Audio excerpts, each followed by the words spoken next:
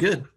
Okay. So this will be with the column component ungrounded, and then everything will move.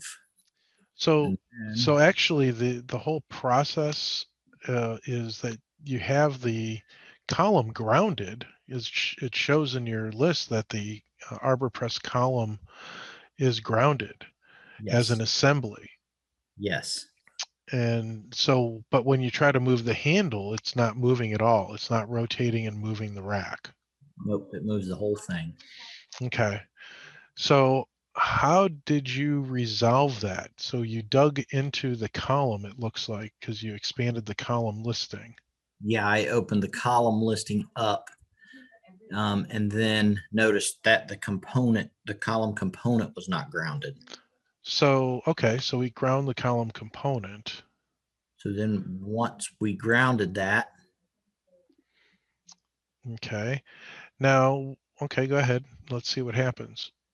and then everything works perfectly. Wow, that's amazing. Now, what if we ungrounded the column completed on the top The of whole the assembly. assembly? Yeah, so what if we ungrounded the assembly? Would that cause any issues? Let's try that real quick.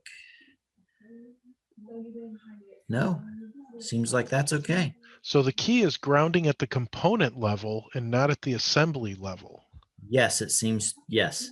Yep. as part of the goal here. So good. Well, I'm glad that that worked out. That we discovered that the component level grounding is the key to success with the Arbor Press movement. Absolutely. Yep.